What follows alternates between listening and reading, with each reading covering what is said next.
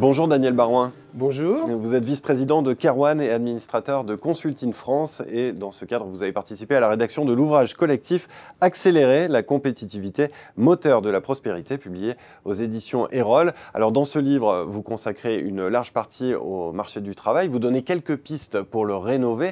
Mais avant de vous écouter sur ces pistes, est-ce que vous pouvez nous dire quel est le constat que vous faites sur le marché du travail aujourd'hui ? Alors, le constat que l'on dresse, c'est en fait une situation paradoxale. Parce que d'un côté, vous avez un chômage massif avec près de 3,5 millions de chômeurs. Et d'un autre côté, vous avez des entreprises qui peinent à recruter. Alors, juste un chiffre pour illustrer ce propos. Pôle emploi estime à peu près ces 2 dernières années à environ 200 000 emplois, les postes non pourvus, que ce soit au niveau d'ailleurs de personnes sans grande qualification dans les services à la personne, que aussi sur des problématiques bien évidemment d'emplois très qualifiés, que ce soit d'ingénieurs, de développeurs ou tout ce qui a trait au numérique. Donc derrière ce paradoxe, nous avons aussi illustré à propos d'un sondage sur Consulting France que environ 46% des PME-ETI et près d'un tiers des startups ont les plus grandes peines à trouver du personnel qualifié et formé, et c'est presque leur principal obstacle à la croissance. Alors qu'est-ce qu'on peut faire face à ce paradoxe ?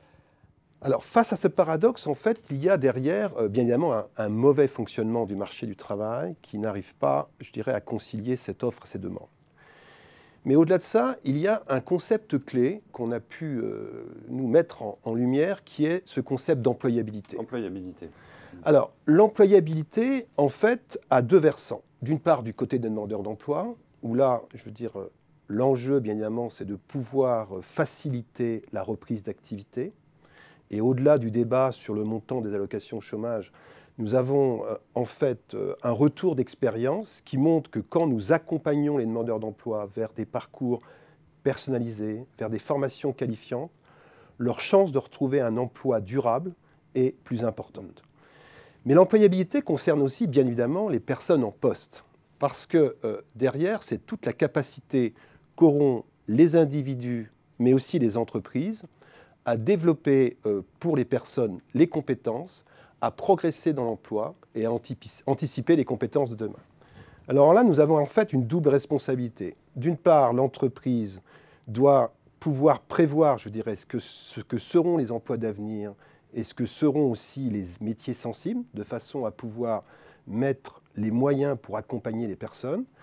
Et d'un autre côté, il faut responsabiliser les salariés pour les rendre acteurs de leur projet professionnel, de façon à ce qu'ils puissent saisir les parcours de formation, engager des mobilités et voir aussi des projets plus personnels qui les concernent. Et au-delà du périmètre de l'entreprise, qu'est-ce qu'il faut mettre en place pour favoriser l'employabilité ? Alors, dans le cadre de cette réflexion sur la compétitivité, nous avons en fait formulé un certain nombre de propositions. Et il y a une proposition majeure qui est la sécurisation des parcours professionnels et de formation. Derrière ça, nous entendons effectivement le fait d'offrir dans la grande masse, je dirais, de la formation professionnelle, plus de parcours qualifiants pour à la fois les salariés en poste, mais aussi les demandeurs d'emploi, de façon à ce qu'ils puissent accomplir leur projet professionnel. La deuxième piste a trait au compte personnel d'activité et la capacité qu'auront les individus demain, je dirais, à cumuler des droits, qu'ils soient salariés, entrepreneurs, auto-entrepreneurs, freelance, de façon à avoir une fluidité dans l'accès aux droits sociaux par rapport à ces différents statuts. Enfin, il y a une grande tendance, effectivement, dans l'employabilité, qui est le fait que s'il n'y a pas de création d'emplois, cette employabilité tourne, je dirais, à vide. Donc derrière ça, on en revient sur le propos liminaire, à savoir la pénurie de personnel qualifié. Et le gros enjeu, ce n'est bien évidemment d'accélérer les moteurs de la création d'emplois. Bon, dans cette perspective, on a l'allègement du coût du travail. On parle beaucoup du coût du travail du personnel peu qualifié, proche du SMIC. Mais il y a un vrai enjeu aussi de regarder aussi le personnel qualifié et de voir comment on peut alléger les charges sociales pour rendre la France compétitive. Eh bien, merci beaucoup Daniel Barouin. Et pour ceux qui veulent en savoir plus, je renvoie votre livre à Accélérer. Merci beaucoup. Merci.